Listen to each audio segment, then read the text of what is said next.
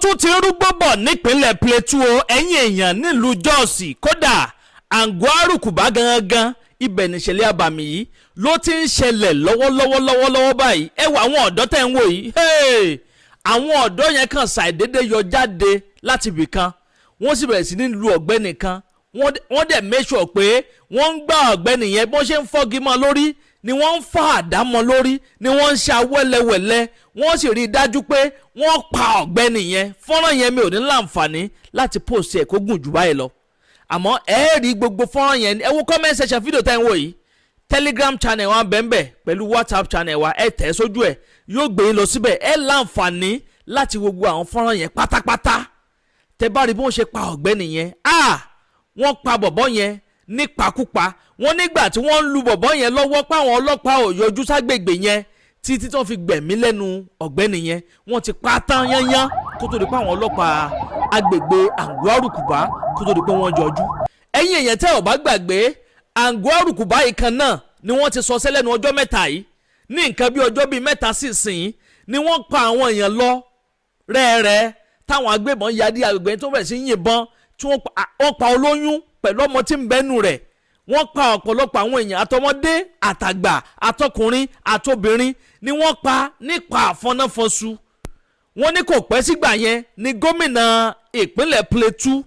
gómìnà Caleb ló kéde pé kí kọ́fì wà for the next 48 hours wọ́n ní lọ́gán tí kọ́fì ń parí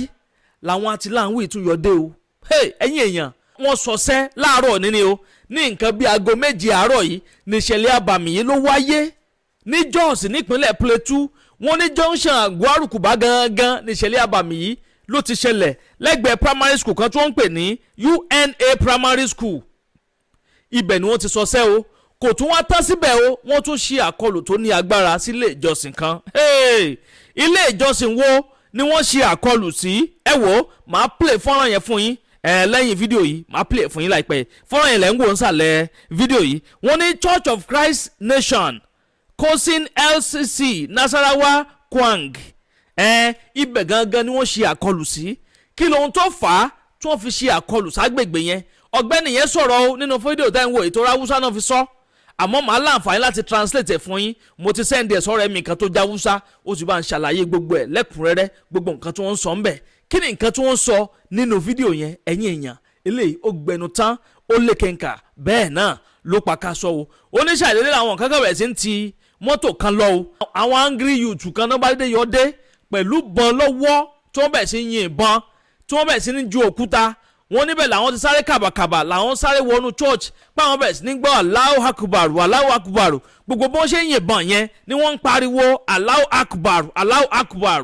wọ́n ní wọ́n kàn sáré wọnú church yẹn ni bó ṣe rí pé wọnú church báyìí wọ́n tẹ̀lé wọn wọbẹ̀ ni wọ́n bẹ̀rẹ̀ sí ní yìnbọn gbogbo window church yẹn pátápátá ni wọ́n fìbọn jábọ́lẹ̀ bó ṣe ń ju òkúta ni wọ́n yin ìbọn ẹ̀yin èèyàn ẹ jẹ́ bá yín gbé fọ́nrán ìwọlé kẹwàá fetí gbọ́ làbárí ọ̀rọ̀ eléyìí ó gbẹnu tán ó lékenkà bẹ́ẹ̀ náà ló pàkàṣọ ó wá dàbẹ́ ni pé wọ́n ti fẹ́ dojúlé Àgọ́-Àrùkùbá ní Jos nípínlẹ̀ Pleatu báyìí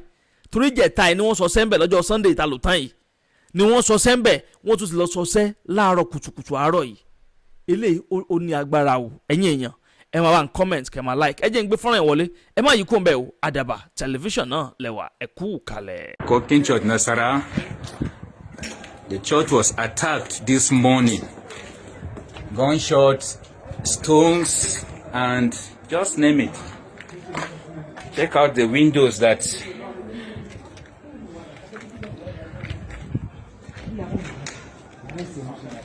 Ayman.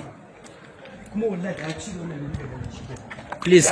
mene kadan ba mu details mene ya faru please. Kadan tuba daga can already tun daga nan wurin nan mun fara. Muna tura mota ne ma nan wurin nan. Kawai mun fara jin Allahu Akbar. Daga can mun fita mun ga kama abin da wasa ne. Kamin mu ankara kawai shikenan harbi.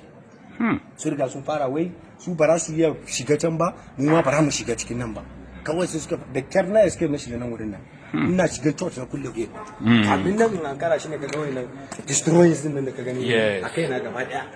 Gaba daya ga gate. Gate ya riga lankwashe gaba daya ko. Kamin nan na zo na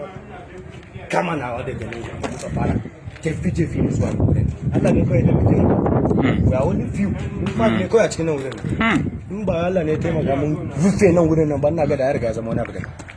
gaba ɗaya ne da cocin ya riga ya zama sun ga sun shida yanzu ga ke ya riga ya rushe boye na riga wannan kamun mun kira an riga police nan wurin babu da sun yi babu ne gaba ɗaya kawai anan wurin da tap. I hope you've heard from the source what's happened. May God help us. Enough is enough, people of God. Agbe ní gbére pàdé olókun, àdùkò ní gbére pàdé ọlọ́ṣà, òdìdẹrẹ́ ní gbére pàdé wọn lóde ìwò fún ìwọ ọmọkùnrin tí nǹkan rẹ̀ ò ṣe déédé, ìwọ ọmọkùnrin tí ìyàwó rẹ̀ ó ṣẹ̀ṣẹ̀ mọ gbọ́ jìgìjìgì lára lójú lọ mú kára rẹ̀ ó tó le, ìwọ ọmọkùnrin tó ń retí ọmọ bíbí, ìwọ ọmọkùnrin tó fẹ́ ṣe nǹkan tó dáa láyé pẹ̀lú aya rẹ̀ tí ìfàyàlòyà tí ó fi di nǹkan tó dáa, ìwọ tásítọ̀ rẹ̀ ń sàn tí ò kí tó láti dọmọ, ìwọ ọkùnrin tára rẹ̀ ò le, ìwọ ọkùnrin ṣẹ̀ẹ̀kan dìde, ìwọ ọkùnrin tátàn rẹ̀ ò dúró déédéé, ìwọ ọkùnrin tó ń retí ọmọ, ìwọ ọkùnrin tó ṣẹ̀ṣẹ̀ ṣègbéyàwó, ọgbọ́ capable herbal energy capsule ló nílò fún gbogbo àìṣedéédéé ara rẹ̀ kó o lè jẹ́rìí sọmọ bíbí àti nǹkan tó dáa láti ṣe.